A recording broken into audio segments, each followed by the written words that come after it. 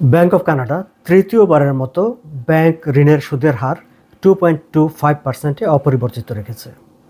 অবশ্য সবার ধারণাই ছিল যে এবার অন্তত ব্যাংক ঋণের সুদের হার কমবে না, বরং বাড়বে কি না সেটা নিয়ে কোনো কোনো ইকোনমিস্টদের মধ্যে একটা সংশয় ছিল।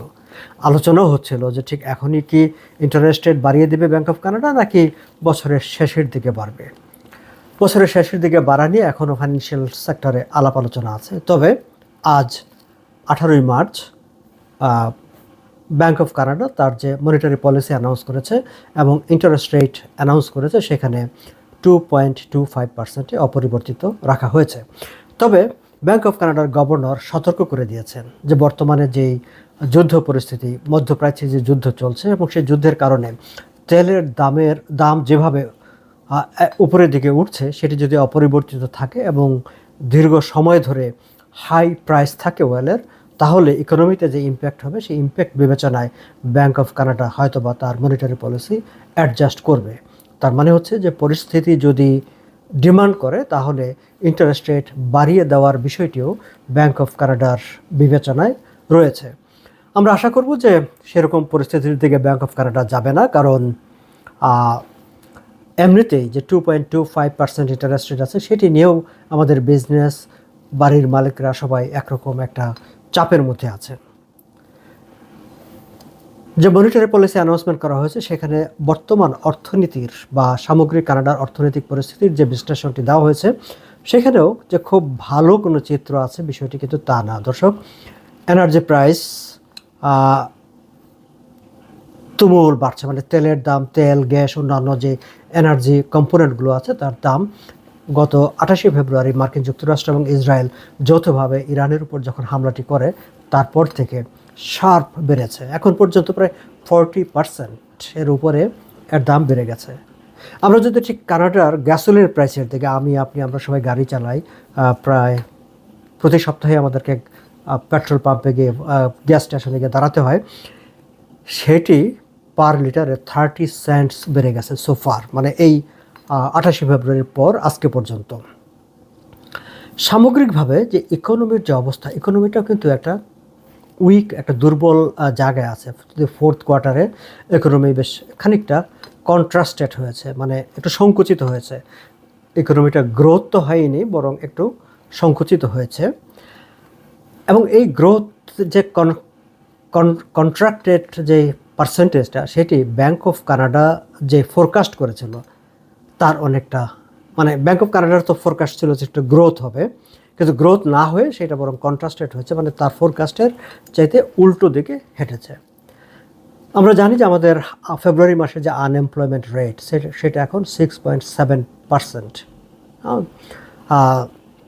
অপরদিকে ইনফ্লেশন, সেটি আমরা একটু বলছি যে মানে 1.8% লাস্ট যেটা এসেছে ফেব্রুয়ারি মাসে। এবং এই ইনফ্লেশনটা আসলে ব্যাংক অফ কানাডার যে টার্গেট 2%, সেই 2%-এর নিচে আছে। ফলে হেডলাইন ইনফ্লেশন, আমি কোর ইনফ্লেশনের দিকে যাচ্ছি না, হেডলাইন ইনফ্লেশনটা ব্যাংক অফ কানাডার যেই টার্গেট তার নিচে আছে। ফলে এই জায়গায় আমরা একটু স্বস্তি বোধ করি। কিন্তু ব্যাংক অফ কানাডার গভর্নর তিনিও যেটি সতর্ক করে দিয়েছেন, ইকোনমিস্টরা আমাদেরকে প্রতিনিয়ত যে বিষয়টিতে সতর্ক করছে যে আগামী মাসগুলোতে হেডলাইন ইনফ্লেশন বেড়ে যেতে পারে। এর আগে আমি একটি ভিডিওতে উল্লেখ করেছি যে কোনো কোনো ইকোনমিস্টরা বলছেন যে এটি 3%-এ পৌঁছতে পারে, কিংবা 3% ছাড়িয়েও যেতে পারে। তেলের দাম যে হারে বাড়ছে, সেই বাড়ার কারণে সেটির একটা ইম্প্যাক্ট হবে, এবং সেটির ইম্প্যাক্ট আসলে সব কিছুতে হবে। এখন যুদ্ধ কতদিন চলবে, তেলের দাম কতটা বাড়বে, এবং সেই বাড়তি জায়গায় তেলের দাম কতদিন সেটা থাকবে, তার উপর ডিপেন্ড করবে আসলে ইনফ্লেশন কতটা বাড়বে। এখন ইনফ্লেশন যদি বাড়ে, তাহলে ব্যাংক অফ কানাডার একমাত্র অস্ত্র হচ্ছে ইনফ্লেশনকে কমানো বা নিয়ন্ত্রণ করা, সেটি হচ্ছে ইন্টারেস্ট রেট বাড়িয়ে দেওয়া। তবে একটু আশাবাদী হচ্ছে আমরা এই কারণে যে ব্যাংক অফ কানাডার গভর্নর আজকে এই মনিটারি পলিসি অ্যানাউন্সমেন্ট করার সময় তিনি যদিও সতর্ক করে দিয়েছেন যে যদি পরিস্থিতি চেঞ্জ হয়, যুদ্ধ বেশি দিন চলতে থাকে, তেলের দাম বাড়তে থাকে, তাহলে তিনি মনিটারি পলিসি অ্যাডজাস্ট করবেন।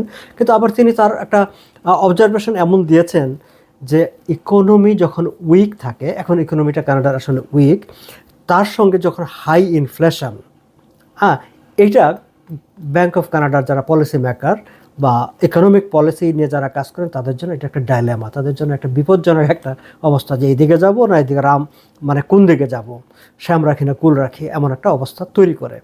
কারণ তিনি বলছেন যে ইনফ্লেশন কমাতে যদি ইন্টারেস্ট বাড়ানো হয় তাহলে এই যে দুর্বল ইকোনমি, সেই ইকোনমিটা আরও দুর্বল হবে, কারণ সেটা প্রোডাকশন, গ্রোথ, বিজনেস নানা কিছুকে এটা ইম্প্যাক্ট করবে, নানা কিছুকে এটা হ্যাম্পার করবে। আবার ইন্টারেস্ট মানে ইনফ্লেশন যদি বেড়ে, এখন যদি আবার ইন্টারেস্ট রেট কমাতে হয়, সেই ক্ষেত্রে মানে এখন যে ইনফ্লেশন রেটটা আছে সেই ইনফ্লেশন রেটটা আরও বেড়ে যেতে পারে। ফলে গভর্নর মনে করছেন যে তারা একটা খুব ডাইলেমার মধ্যে, একটা শ্যাম রাখি না কুল রাখি এমন একটা অবস্থার মধ্যে আছেন। তবে ব্যাংক অফ কানাডা মানে ক্লোজলি টোটাল সিনারিও, কানাডার অবস্থা কী, যুদ্ধের অবস্থা কী, ওয়ার্ল্ড ইকোনমিতে কী হচ্ছে, আমেরিকা কোন দিকে যাচ্ছে, ইউরোপীয় ইউনিয়নগুলো কোন দিকে যাচ্ছে, সব দিকে তারা ক্লোজলি দৃষ্টি রাখছে। সব কিছু মিলিয়ে তারা সিদ্ধান্ত নেবেন পরিস্থিতি দেখে। তবে এই সতর্কবার্তাটা আমাদের মনে রাখতে হবে যে সিচুয়েশন যদি চেঞ্জ হয়ে যায়, ইনফ্লেশন যদি বাড়তে থাকে, জিনিসপত্রের দাম যদি খুব বেশি বেড়ে যায় এবং দীর্ঘ সময় সেখানে সাস্টেন করে, maybe bank of Canada interest rate বাড়ানোর চিন্তা করতে পারে।